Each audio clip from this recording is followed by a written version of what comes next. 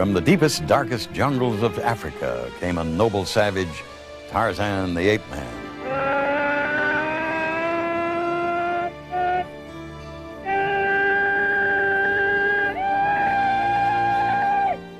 The legendary character sprang from the imagination of writer Edgar Rice Burroughs, who had once made a living selling pencil sharpeners. Early in this century, Burroughs felt America was becoming too loud, too industrialized, too rude. His country was turning into a concrete jungle. So Burroughs created an ape man from the real jungle as an antidote to the excesses of modern civilization. But when Tarzan jumped from the written page to the big screen, movie executives demanded a much different character than the one Burroughs had invented. The real story of Tarzan is about the battles that took place behind the scenes. It's a story of art versus commerce, and of one author who stood up to the money-making machine that was known as Hollywood.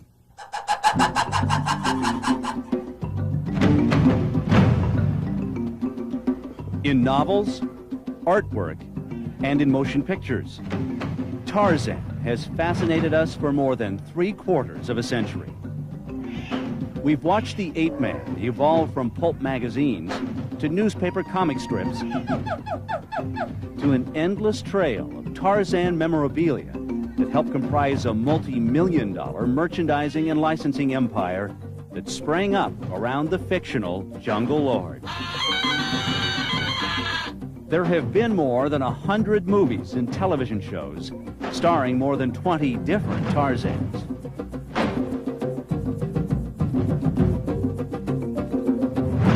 I find Tarzan to be one of those great, noble characters in literature, and I think that's why he lasts. Here is a legend and a myth and a fantasy where we combine humans and a very primitive, real situation, and a lot of fairy tale and magic at the same time.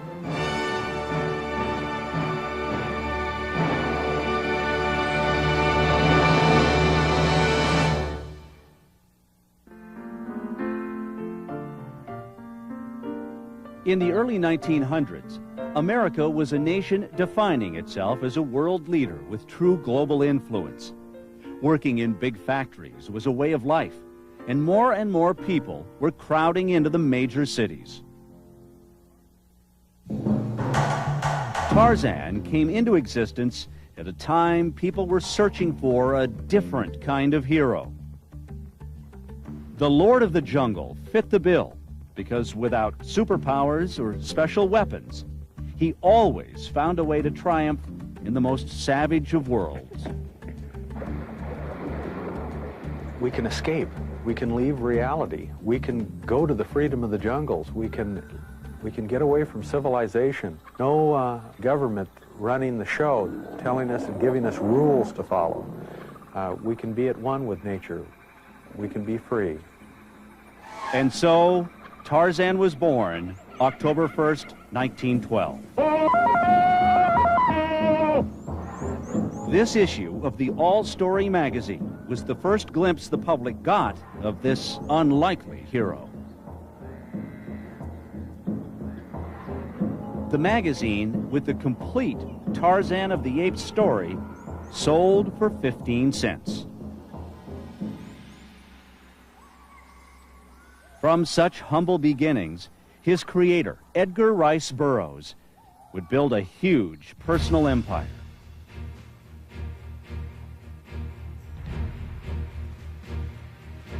And even have a city in California named after the fictional hero. My grandfather had the ability to describe action vividly in his stories. He had a tremendous imagination, and he was a great storyteller, as evidenced by the popularity of his works all over the world.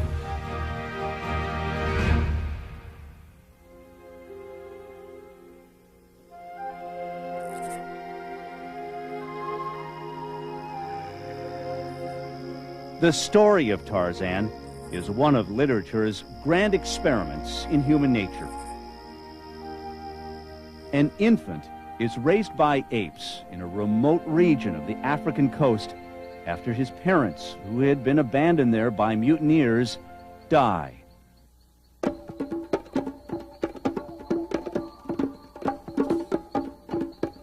The child learns to use his human intelligence to survive in the hostile world of the apes. The human is given the name Tarzan, which means white skin in the language of the apes. When Tarzan is about 10 years old, he discovers the cabin where his human parents had lived and learns to read from books he finds there. Tarzan is brought up as an ape, and he makes the step from ape to man, kind of a Darwinian image in that sense. So he's the missing link, metaphorically at least, between the intelligence and the morality of human beings and the apes. On the other hand, Tarzan isn't just a human being. Tarzan's an ideal human being. He's more like a Greek god. Tarzan is a young man who has proven his superiority in his jungle realm when he encounters Jane Porter and her father, the first white people he's ever seen. When Jane is kidnapped, Tarzan comes to the rescue.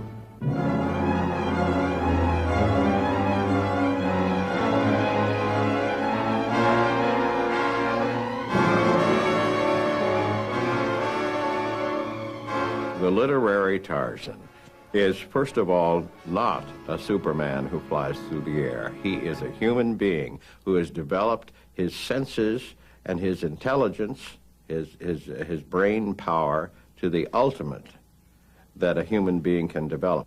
He is the epitome of the best that a human being can aspire to. The sophisticated lady and the ape man fall in love, and Tarzan learns that he is actually Lord Greystoke. He travels to England, where he is heir to a huge estate. But after experiencing civilization firsthand, Tarzan is disgusted by the greed and malice he finds in mankind's stone jungle. He decides to leave Jane and his fortune to return to his home in the wilds of Africa. That's where the original story ends. Burroughs thought that would be the last of the Jungle Lord because he felt the story was too improbable to sell. The real-life tale of Edgar Rice Burroughs' remarkable success is as dramatic as that of his famous creation. He was very idealistic, just like Tarzan. Tarzan was really the persona of Edgar Rice Burroughs.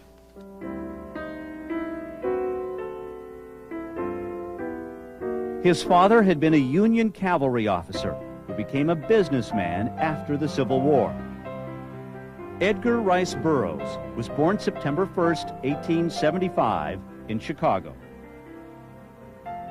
At the age of 10, Burroughs drew this American Indian riding an elephant, an example of his active imagination. As a child, he was a restless dreamer and an overachiever with a quick sense of humor. After growing up and going to military school, Burroughs spent more than a dozen years going from one failed career attempt to another. He tried his hand at being a soldier, a cattle drover, an accountant, a door-to-door salesman, a railroad cop, and even a gold miner. Burroughs married his childhood sweetheart, Emma Hulbert, in 1900. They had 3 children and had a hard time making ends meet. If it hadn't been for this pencil sharpener, Tarzan may very well have stayed buried in Burroughs' imagination. In 1911, he was trying to launch a company to sell these little mechanical marvels. While he was waiting for his sharpeners to sell, he began to fill the time by writing. The sharpeners never sold. His writing earned him literary immortality. Through Tarzan, Burroughs lived the adventure that had escaped him in reality, and he brought us along for the ride. Burroughs' gift, in addition to his knowledge of structure and myth, is that he could write adventure stories that propel you along, that pull you along. Tarzan stood alone against all odds and always emerged victorious. In contrast, Edgar Rice Burroughs had failed the entrance exam to West Point Military Academy and was discharged from the U.S. Cavalry because of a weak heart. And after his marriage, things had gotten so bad that he once had to pawn his wife's jewelry to buy food. But through the fantastic characters that roamed in his imagination, Burroughs finally found fame and fortune. His first published story, written under a pseudonym, was Under the Moons of Mars, for which he was paid $400, an astounding amount of money, considering that he had once earned $15 a week as a salesman. His second story was The Outlaw of Torn, which was rejected and not published until 2 years later. Tarzan of the Apes, which he wrote out in longhand on the backs of scrap paper, was the third story he submitted. It was accepted immediately, and he was paid $700. Edgar Rice Burroughs went on to write 71 books, including 26 Tarzan novels. None of Burroughs' other fictional characters ever rivaled the success of Tarzan. Tarzan was far more popular than the John Carter of Mars or the Carson Napier of Venus or David Innes of Pellucidar, which is at the Earth's core. They're all fascinating to the hardcore Burroughs fans, but the general public, I think, became attuned to the name Tarzan and the idea of Tarzan. In fact, Burroughs had intended to write only 3 Tarzan sequels. By the end of the 4th novel, Tarzan is an old man, a grandfather, retired at his ranch in Africa. But readers demanded more Tarzan adventures. They were not willing to see their hero fade away into the sunset and did not want a substitute. The character that Burroughs created out of financial desperation was about to take the world by storm, conquering the imaginations of millions of fans. But there would be controversy over how he should be portrayed: noble lord or jungle savage.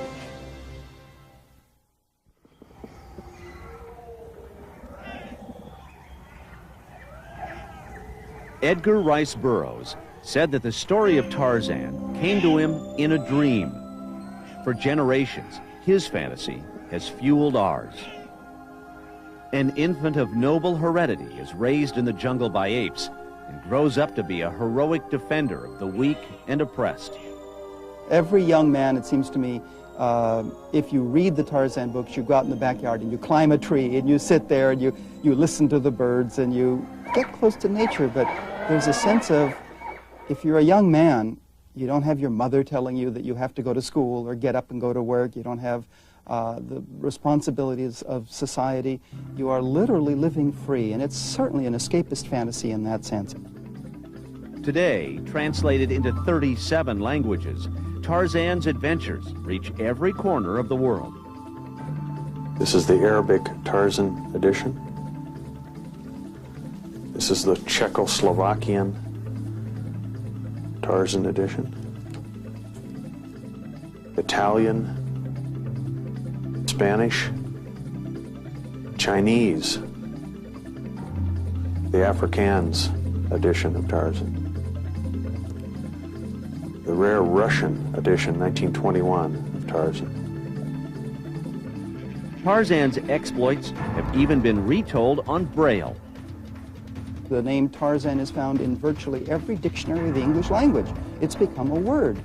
There are very few characters in fiction who have that kind of status.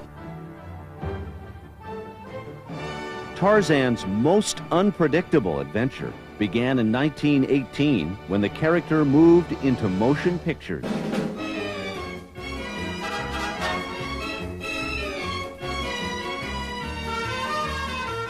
The character took on a life of his own, a life that was out of the control of Edgar Rice Burroughs, and a far cry from the Tarzan he created in his books. Elmo Lincoln starred in Tarzan of the Apes, one of the first 6 silent movies to make more than $1 million.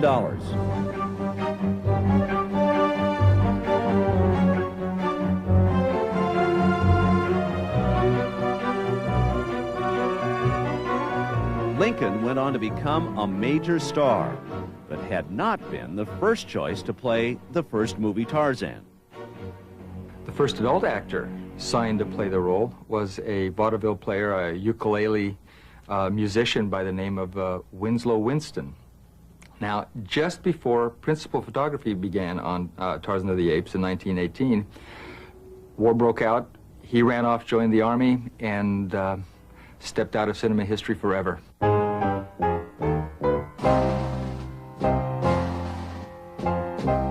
Critics and film historians acknowledge that Lincoln handled the role superbly. So much so that a make-believe confrontation turned all too real. We grabbed the lion by the tail and pulled him back, and the lion didn't like it. Turned on Elmo and literally started to chew on him. So Elmo had his knife. He started fighting back. And the legend is that he literally killed the lion on the set. And for him, it was a shocking and an exhilarating experience. When he realized the lion was dead, he put his foot on him and completed the scene. By this time, Tarzan had also moved into newspaper comic serials.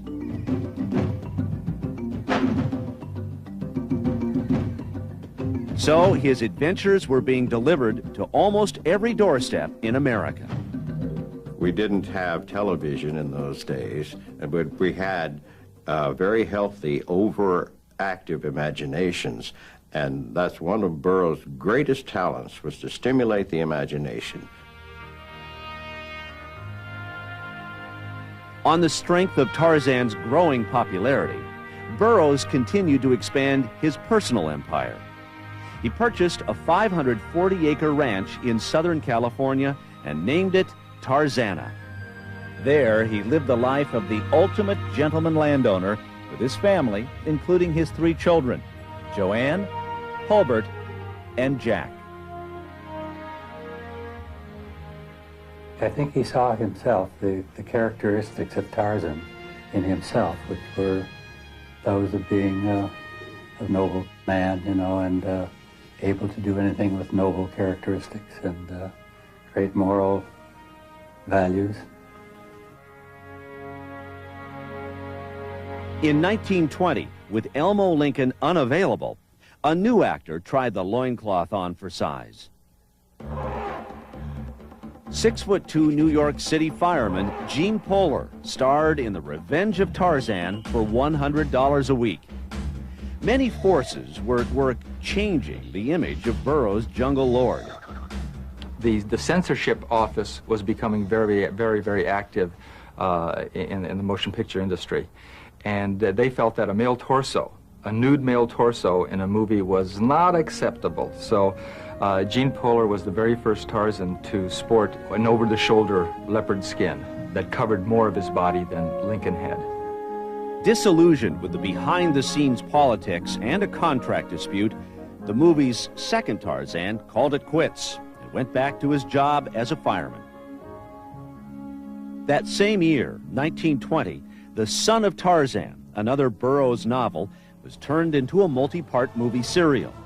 Again, Tarzan's image took a beating. PBMC Tabler was really an unusual choice for Tarzan in Son of Tarzan. One, he did not look the part. He was bald as an egg. He didn't have a lot of film experience, mostly Broadway, and he was an opera singer. And he had probably the worst physique of any Tarzan on the screen ever. The real star of the film was Kamula Searle, who played Korak, the son of Tarzan.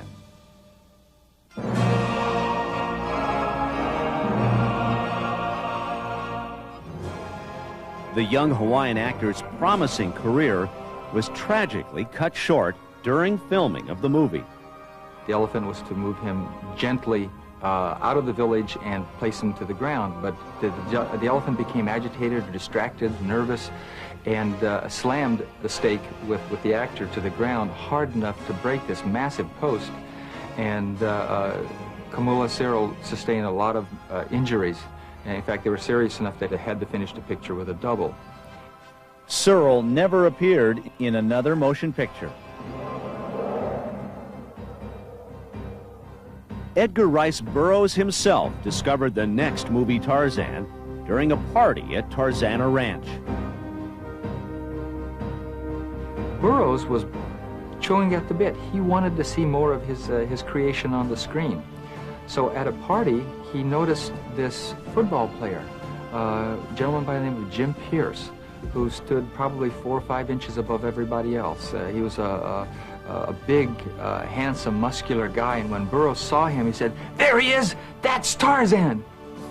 In 1927, Jim Pierce appeared in Tarzan and the Golden Lion, which was lambasted by the critics, partly because of Pierce's acting. Pierce never played Tarzan on film again, but he did marry Edgar Rice Burroughs' daughter, Joanne. And together they recorded more than 500 Tarzan radio shows written and produced by Edgar Rice Burroughs. When you mentioned Tarzan... Tarzan. Is that what the natives call you? Yes, in certain parts of Africa. Oh, tell me, how did you get the name? It was given me by my foster mother. My name is John Clayton. Oh, that's interesting. Your foster mother was... A native of Africa. She was the only mother I ever knew. She gave her life for me.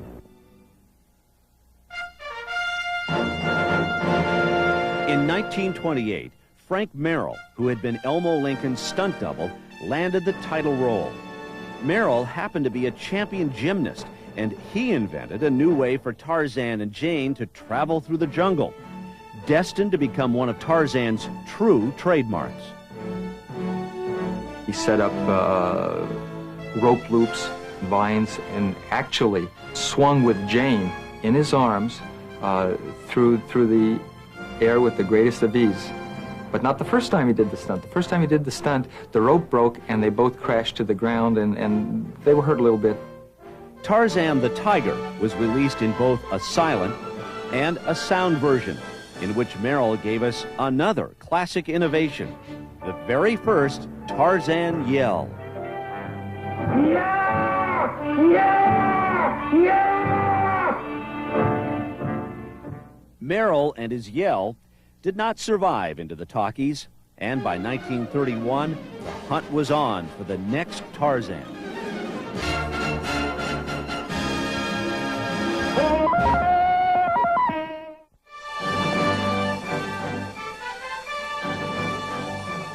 In 1931, after one of the biggest talent searches Hollywood had ever seen, undefeated Olympic swimming champion Johnny Weissmuller was named the new Tarzan during a rather unusual audition. He met all the producers and they're standing around talking to him, and somehow during the course of the interview, they got him stripped down to his shorts because they wanted a good look at him. The minute they saw him without his clothes on, they knew he was right. Maureen O'Sullivan, a young Irish actress, was picked to play Jane to Weissmuller's Tarzan. Oh, Tarzan, you're a bad boy. Good morning. I love you. Good morning. I love you. For the first time I saw Johnny Weissmuller, I didn't know much about him either, but he had a kind of a golden makeup on, and you know, he done a loincloth, and he had his foot on a lion's head, and he was holding a spear, and he was very graceful, and it looked like a Greek god, you know, and I thought, oh, that's wonderful. I was in awe of what I was looking at. It was like a piece of sculpture. It was wonderful. And then I turned around and Edgar Rice Burroughs introduced himself. He was watching too. Burroughs liked what he saw in the actors, but Tarzan in the movies was not the character he created. An English lord who was as much at home in the jungle as in a tailored suit at an opera in Paris.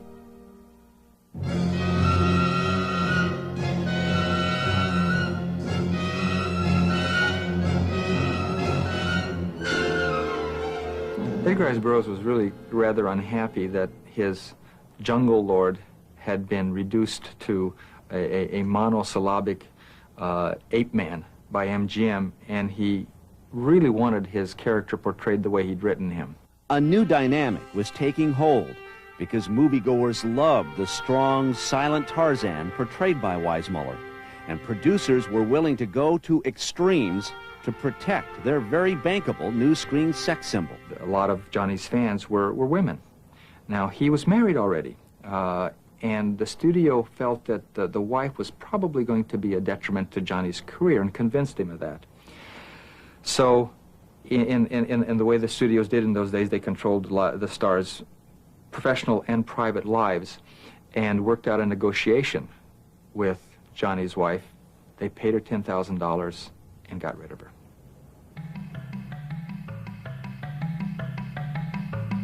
MGM reportedly paid Edgar Rice Burroughs $40,000 for the rights to Tarzan of the Apes, plus an additional $5,000 to be a consultant on the script.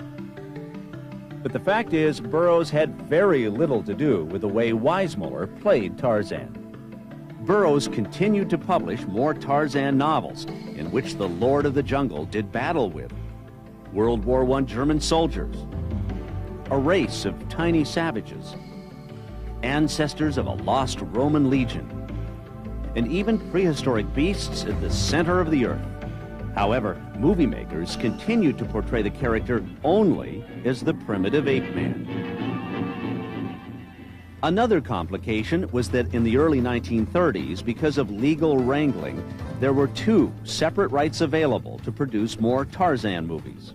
After the release of Tarzan the Ape Man, which was hugely successful, an independent producer by the name of Saul Lesser managed to get that option that was out in the ether and announced to the press that he was making a Tarzan movie. Of course, he couldn't get Weissmuller. Weissmuller was under contract to MGM, so he needed a Tarzan. And since a swimming champ was doing so well at MGM, why not another swimming champ?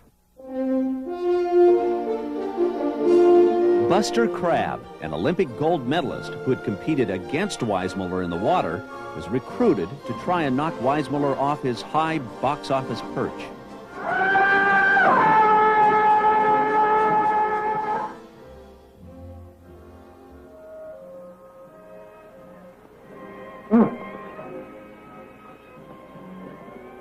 That used to be mine. Mine. That's mine.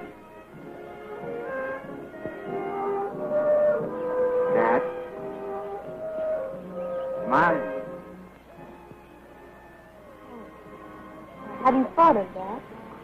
Crabbe's Tarzan the Fearless, released in 1933, did not scare moviegoers away from Weissmuller, who returned the following year in Tarzan and His Mate. Weissmuller and O'Sullivan established themselves as the king and queen of Tarzan movies and left audiences clamoring for more. But the censors insisted that they wanted to see less of Jane and more of Jane's costume. I had a very skimpy outfit, just a little G-string and a thing in front and a thing in back. I wore no brassiere, and the idea was to have branches cover me wherever I went, you know, so you didn't quite see I didn't have a top on. Well, that was very difficult for the cameraman. Can you imagine a poor fellow has to go around putting branches in front of my bosom? O'Sullivan covered up and went on to make a total of 6 of the 12 films that starred Weissmuller as Tarzan.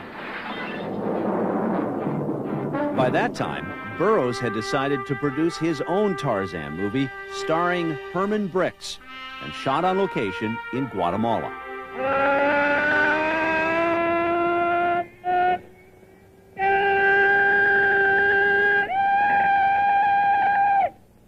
This time, Burroughs was determined to show Tarzan his way.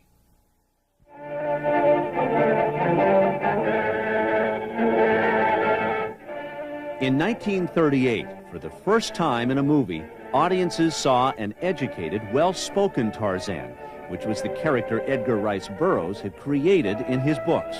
I have a suspicion that Raglan may backtrack and attempt to throw us off the trail. You and George head for the river. I'll circle around and meet you there.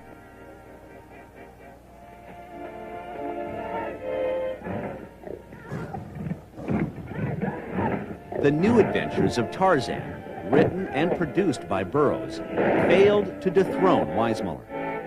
Meanwhile, Burroughs' personal life was in turmoil, and he and Emma divorced after 34 years of marriage. 4 months later, he married Florence Gilbert, a former actress 30 years younger than Burroughs, and the ex-wife of one of his partners on the new Tarzan movie. Also in 1938, Olympic decathlon champion Glenn Morris was cast by independent producer Saul Lesser to challenge Weissmuller in Tarzan's Revenge. Tarzan.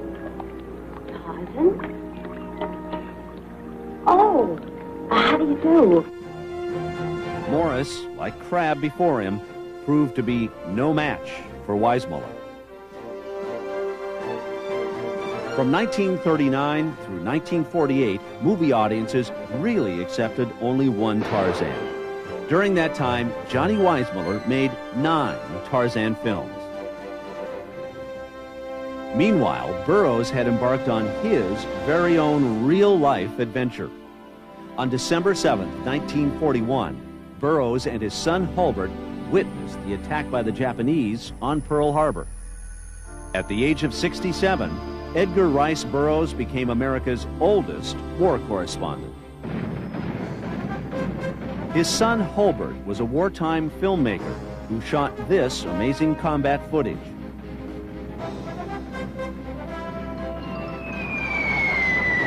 Edgar Rice Burroughs reported from several Pacific islands and went on bombing missions with the 7th Air Force.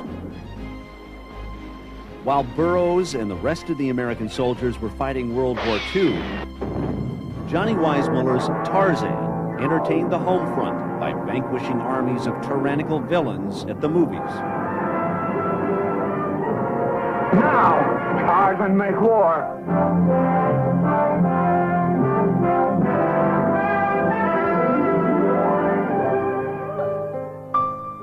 But after the war, Burroughs began to show signs of his age. These were his declining years when he came back as a war correspondent. Now in his 70s, he finally slowed down, which meant there was more time for his family. I have wonderful memories of those times, being able, we're going to Granddad's house, you know, and we'd see Tarzan films. And I got to know my grandfather in that he took us at different times, put us on his knee, and he would tell us little stories. In 1950, at the age of 75, Edgar Rice Burroughs died of a heart attack. The family remembers the day they heard the news. My dad came home sobbing. I remember 1950, March 19th, 1950, and I'd never seen my dad cry like that. And then later finding out that my grandfather had passed away, that left an impression on me. I never forgot that.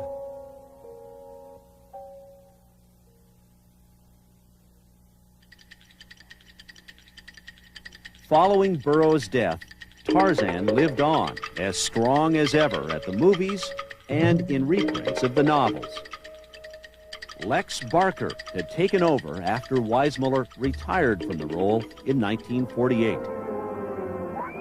This Tarzan picture has been so designed with everything new and different, it will attract all those who are seeking fine entertainment in which romance, excitement, and adventure each play their dramatic parts. And in 1954, Tarzan. Gordon Scott, discovered working as a lifeguard in Las Vegas, became the first Tarzan to film a movie in Africa. You screamed. What frightened you? Well, it's over now. That snake, he'd have killed it. Ironically, Burroughs himself had never traveled to Africa, despite writing extensively about it and making it Tarzan's home. Tarzan! Did you catch him? Where's Cheetah? Cheetah! Cheetah's back. Gordon Scott did 5 films as Tarzan, and he was never comfortable working with animals. He always felt that animals didn't like him. One time a lion bit him and took a chunk out of his leg. Another time a rhino practically ran over him. Working with animals became increasingly dangerous as Tarzan audiences demanded more realism. Gordon Scott was working with this boa constrictor, and I was sitting under a tree, and all of a sudden I realized there's a lot of commotion going on. Well, this boa constrictor had wrapped itself around Gordon's neck, and he had turned purple and was choking to death. In 1959, Gordon Scott was the movie's reigning king of the jungle. His films were released not by a major studio, but by smaller independent producers. At that time, MGM decided to remake their classic 1932 Tarzan the Ape Man, for which they still had the rights. After a widespread search, UCLA basketball player Denny Miller was cast as the newest MGM Ape Man. It was like being in the circus, you know. Go ride on that elephant, go dive off that tree limb into the pond, go swing on that vine, and then go over there and kiss that beautiful girl. Why me, God? You know? The beautiful girl cast as the new Jane was actress Joanna Barnes, who was not as much in awe of the Hollywood movie-making magic. Instead of going to Africa, we shot in the bean fields in back of the MGM studios at the time. And the little kids, the pygmies, were all kids, African-American kids from local schools. And they run around brandishing, you know, toy swords or whatever, and spears, you know. And then you'd see them over with their teacher doing their mathematics homework. And like every movie Tarzan before them, they had to deal with very unpredictable animals. The lion clawed me one time on the back. They sent me to the infirmary and stitched it up a little bit, put some collodion on top, and went back to work. In spite of all the dangers, movie makers continued to place Tarzan in harm's way because audiences expected bigger and more daring jungle adventures.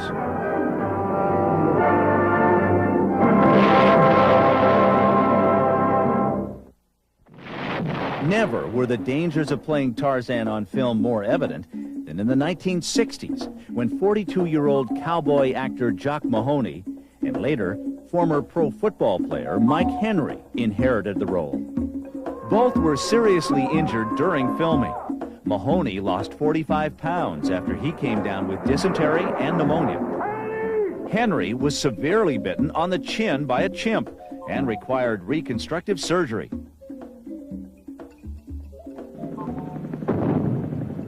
In 1966, Ron Ely took Tarzan where the character had never gone before, his own television series.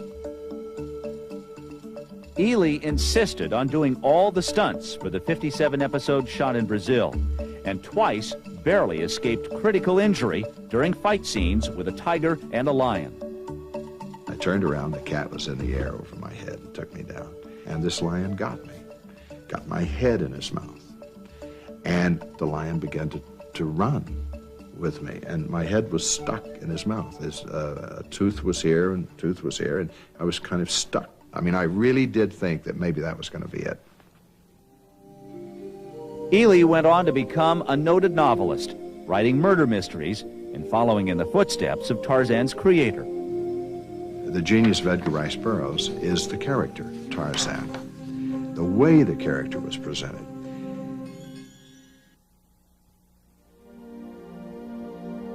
'81 saw the arrival of the first R-rated Tarzan movie because of partial nudity and adult themes. This time the focus was definitely on Tarzan's mate.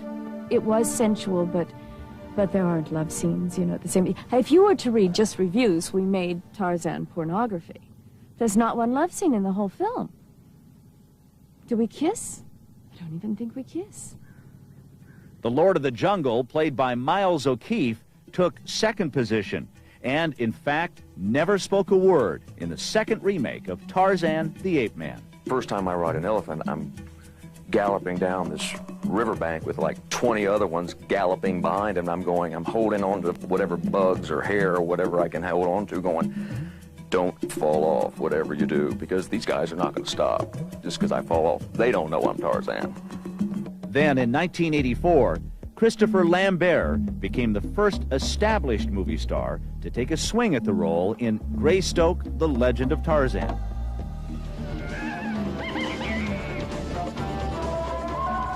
In the early 90s, Tarzan re-emerged on television, this time in a syndicated series with Wolf Larson in the title role. Tarzan wins. You leave the jungle. Now.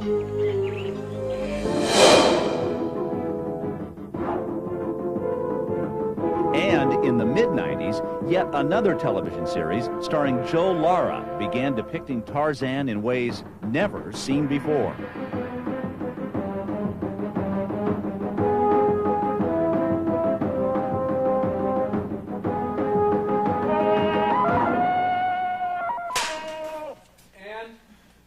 Today, all Tarzan projects are licensed through and monitored by Edgar Rice Burroughs Incorporated, a corporation overseen by Burroughs' grandson, Danton, who works from the same desk in Tarzana, California, where his grandfather wrote many of his novels. We currently have the rights available in the United States for hardback editions. Among the newly licensed products, trading cards with original artwork. His books will endure probably forever because they're unique and impossible to duplicate. From that very first pulp magazine story in 1912, when the very first reader was captivated by a uniquely different hero, the legacy of Tarzan has grown into many incarnations, especially at the movies.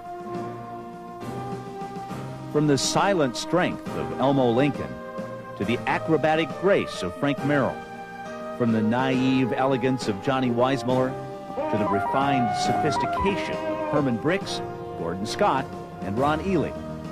Every actor who has ever played Tarzan has contributed to the legend and to Edgar Rice Burroughs' vision of the timeless, ideal hero. There's something in that character that gets inside an actor and stays there long after they've finished with it. Tarzan was really, before his time, he was a conservationist Superman. You're the individualistic person that can do anything and take care of himself. Plus, you know, that fantasy element and the escapism and all the other things and the animals, and then of course we had Jane. Just seemed a very romantic love story, as it was. She abandoned everything and has a better life in the jungle. She has her house, her mate, monkeys to wait on her. Pretty nice. What more could she want? You can only fantasize, you know, going off to some jungle and meeting this gorgeous man who's so kind to her, and they were just meant for each other, and it's just a wonderful fairy tale. Tarzan is assured immortality because he is the ultimate standard of the indomitable nature of the human spirit. My grandfather gave the world a hero that everyone could relate to, and he lives on forever in my grandfather's writings.